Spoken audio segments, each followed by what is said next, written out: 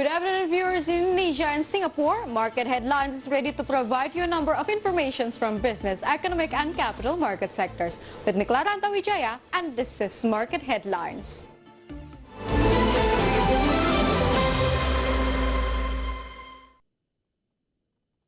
And yes, viewers, we are going to start market headlines by looking at the Jakarta Composite Index Intraday movement. So JCI opened at level of 5,151.09, and then approaching the closing time of the first session, the index was on the level of 5,174.58.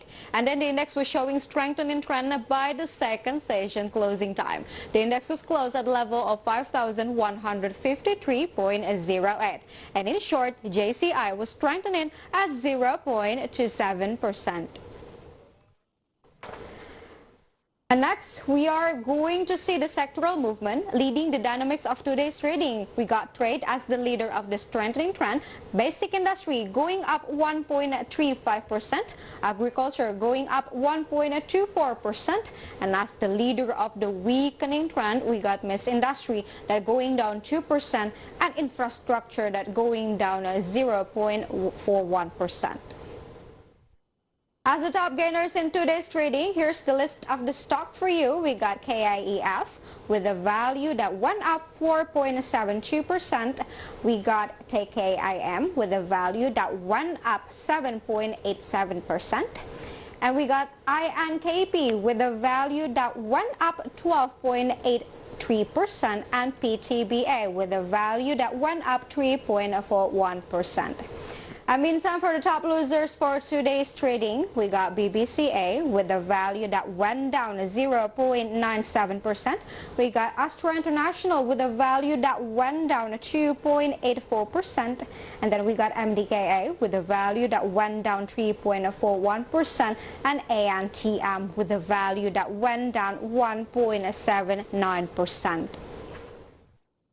And next, we are going to see the intraday movement of rupiah towards US dollar. So rupiah opened at the level of 14,750. Rupiah was also showing weakening trend towards US dollar. I was closed at the level of 14,667. And in summary, rupiah was weakening at 0.37%.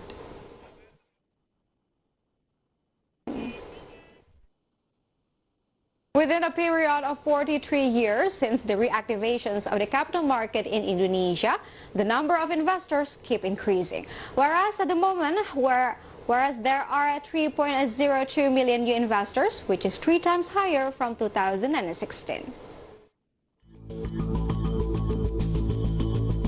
IDX has so far recorded brilliant achievements in terms of new issuers that have listed on Indonesia Stock Exchange, which as many as 35 companies.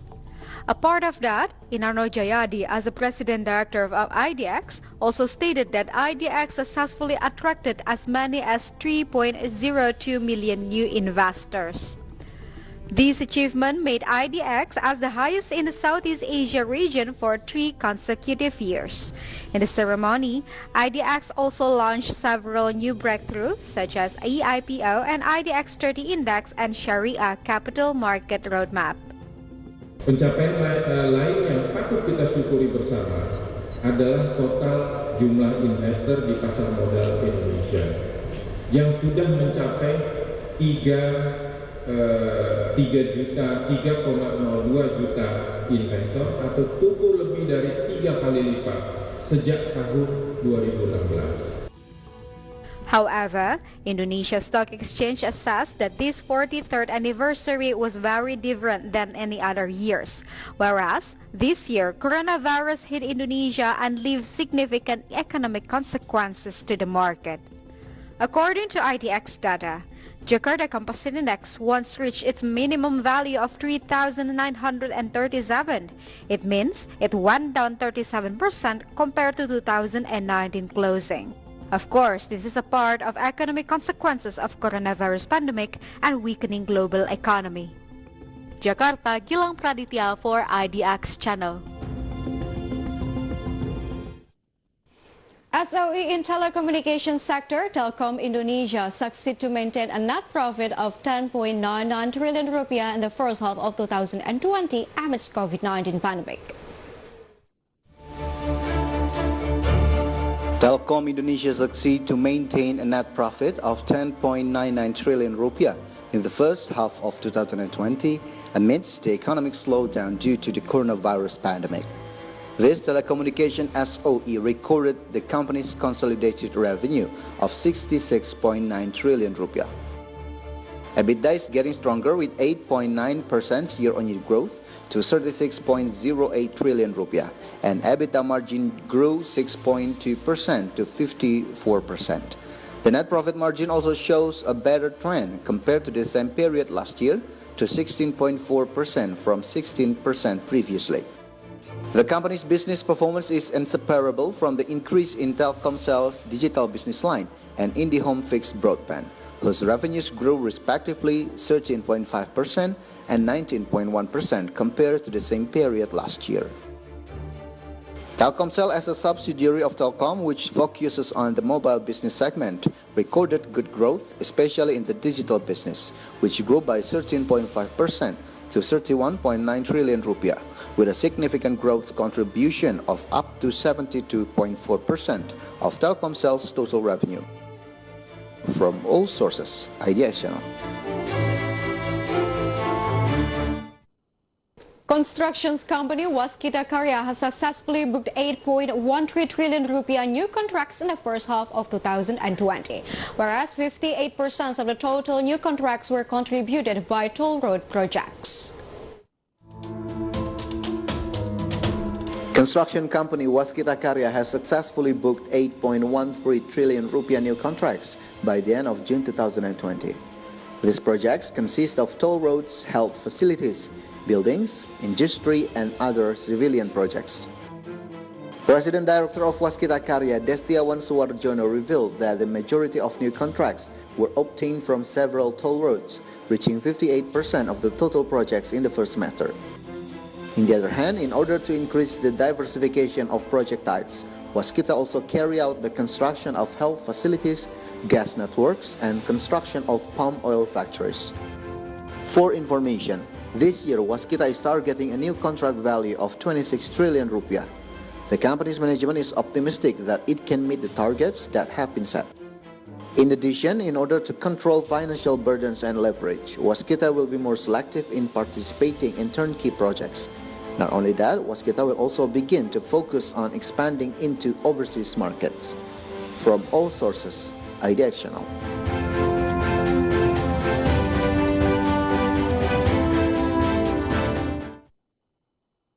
Stay tuned on market headlines because we will be right back after this quick break.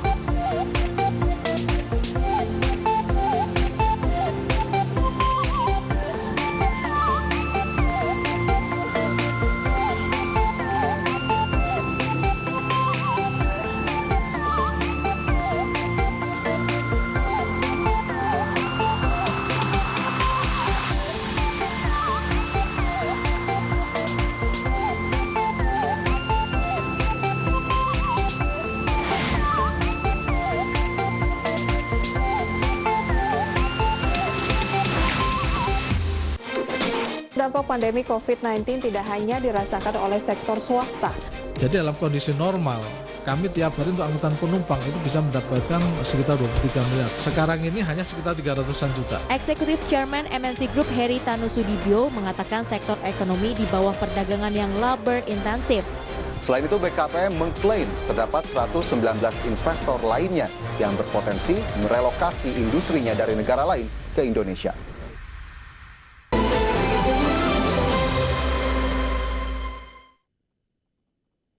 Welcome back to Market Headlines. Fraud case of state-owned insurance firm Jiwasraya has slapped insurance industry in Indonesia.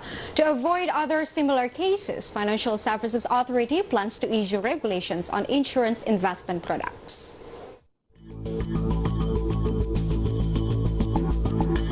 Financial Services Authority will tighten regulations on insurance products wrapped in investment.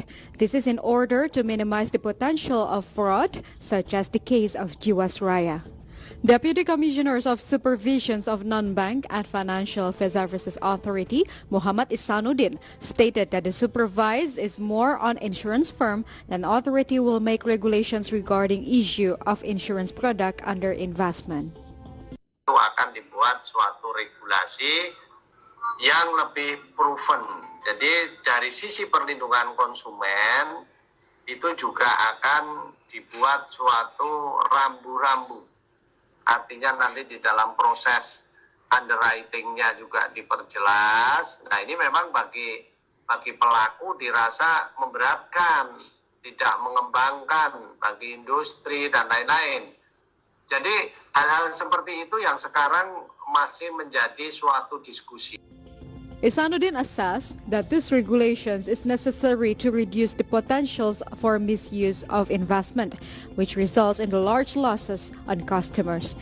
Even so, he realizes that this will be a bit burdensome from the industry, but he ensures that the discussion with the insurance industry will continue to be carried out in order to improve confidence in the insurance industry going forward. Jakarta, Rahajo Pakmu for IDX Channel. Fraud case of state-owned insurance firm Jiwasraya has left huge mark on insurance industry in Indonesia. And meantime, Jiwasraya just posted its 2019 financial statement, and the result was a bit a mess. Pretty much all business indicators in 2019 have fallen deeply. So let's begin with the asset first. Here it is. Our team has compiled it through the financial statement of Jiwasraya's in 2019. Let's take a look on 2018 first. The asset of Jiwasraya hit 23.04 trillion rupiah. Meanwhile, it just has released by 2019, Jiwasraya asset only hit 18.15%. And based on the number, we can conclude that these assets have decreased of 21% from year to year. And by this year, as of May 2020, Jiwasraya's remaining asset value is only 17 trillion rupiah. And when we talk about asset in insurance company, it is interest-generating assets. Those interest-generating assets are divided into two categories, which are non-investment and investment. To see the asset compositions of Jiwasraya, let's take a look at the next graphic. Through its financial statement, Jiwasraya also tell us about the compositions of the asset. Here it is. We can see in 2018, the investment product, which is the assets of Jiwasraya, hit 19.7 trillion rupiah, while the non-investment is in the 3.3 trillion rupiah. But however, the investment assets of Jiwasraya in 2019, it only hit 14.9 trillion rupiah, while for the non-investment it only reached 3.1 trillion rupiah. And if we take a look at the graphic, both number between investment and non-investment experience heavy decline. In details, Jiwasraya's biggest investment was in land and building rights that worth 5.73 trillion or 38.22% of the total investment, while the heaviest loss come from the financial sector, which is stocks and mutual funds. So let's see the comparisons between last year and the next graphic. Here it is. We can see the stocks and mutual funds portfolio of Jiwasraya, as this sector is the one that heavily impacted throughout others. First of all, we can see in 2018, stocks and mutual funds portfolio of Jiwasraya hit to 22 trillion rupiah. But however, in 2019, we can see the number changed to be 17 trillion rupiah. We can see trillion have lost from stocks and mutual funds portfolio from Jiwasraya from 2018 to 2019. And Jiwasraya's trillions assets cannot be indicator that the company is still healthy. And as we know that the company's balance sheet can be divided into two categories, asset and liabilities. Asset is the money company owns, while liability is that company owe to other party.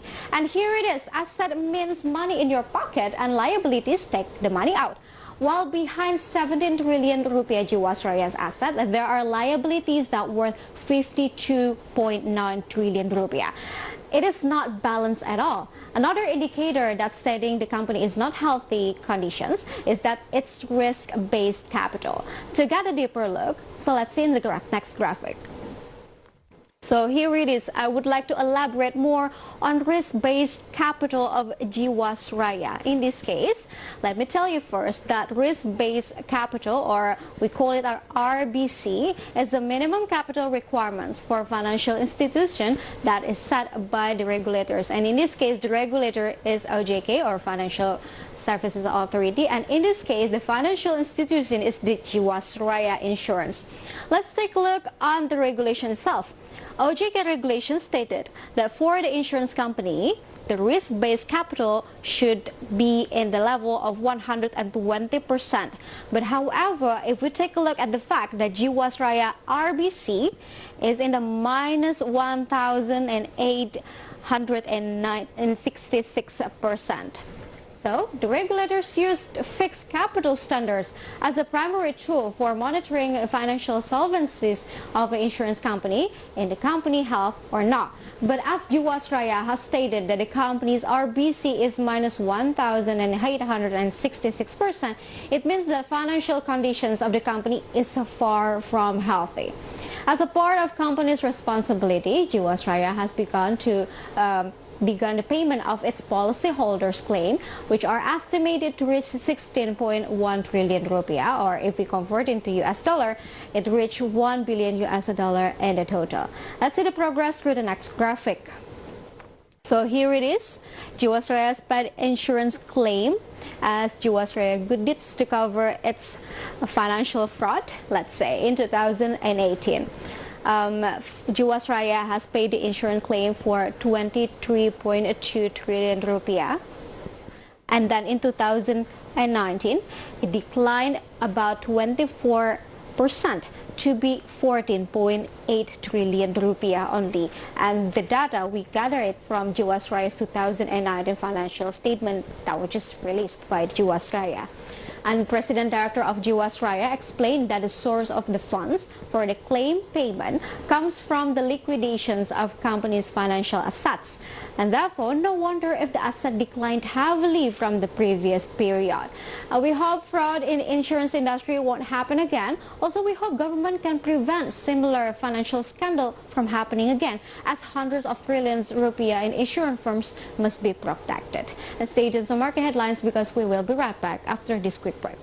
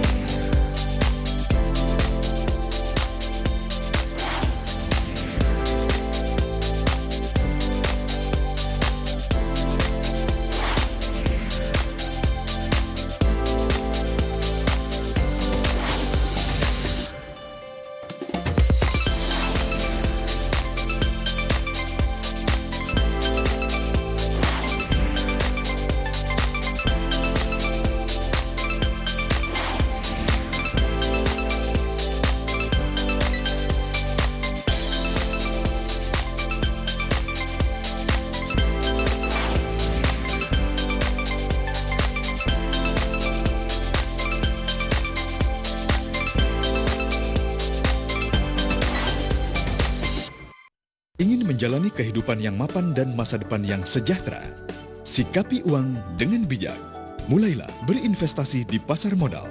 Dengan membeli saham melalui Bursa Efek maupun perusahaan sekuritas, Anda dapat menikmati hasil keuntungan dari perusahaan-perusahaan besar yang tersedia. Pastikan Anda berinvestasi di perusahaan yang memiliki izin resmi, cerdas mengelola, masa depan sejahtera. Otoritas Jasa Keuangan, lembaga pengawas industri jasa keuangan yang terpercaya.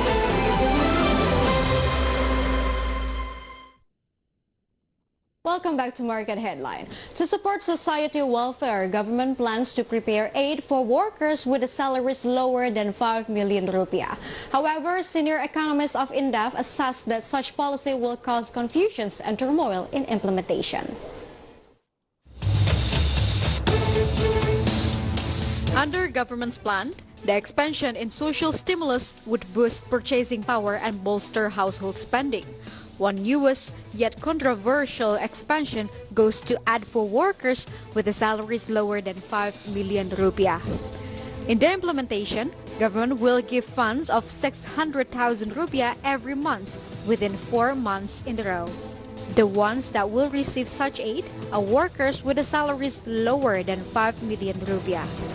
Senior economists of IndiHome, Industri Hartati, criticized this policy may trigger turmoil in the implementation because the number of workers with a salary beyond 5 million rupiah are more than 13 million people. Pemerintah cara memilihnya siapa? Apakah berdasarkan like dislike? Artinya dipilih kalau misalnya perusahaannya itu dekat dengan pemerintah, maka karyawan yang bekerja di situ itu diberikan insentif atau siapa? Nah, ini yang pasti nanti di level eksekusinya itu akan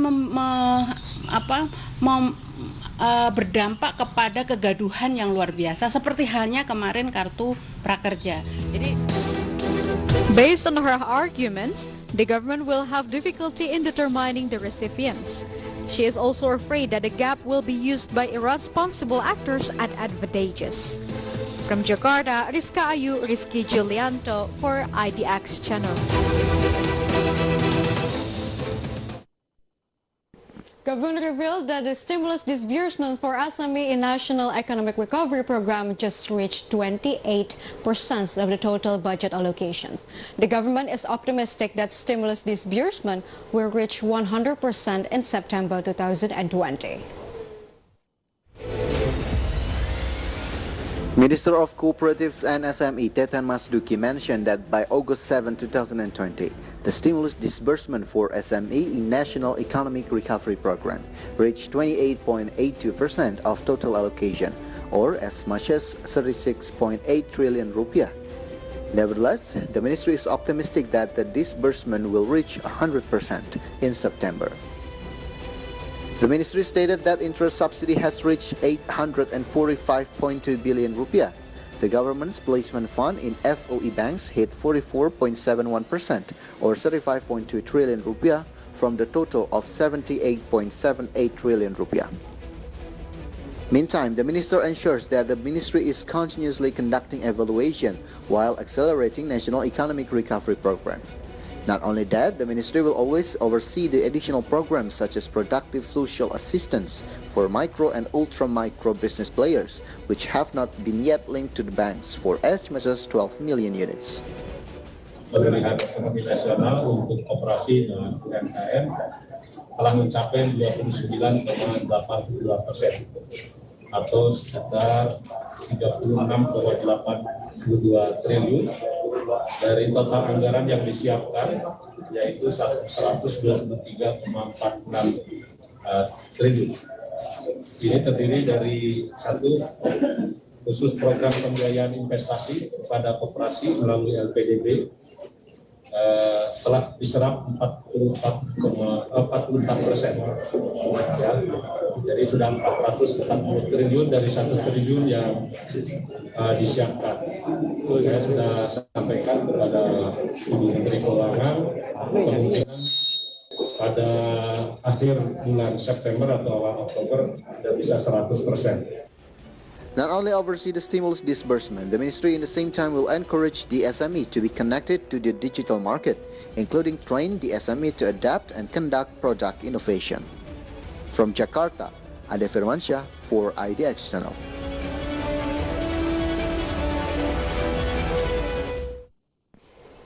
Meantime, the government is currently reviewing the plan to provide interest-free loan for SME. The government mentioned that the program will be specifically targeted for household-scale SME.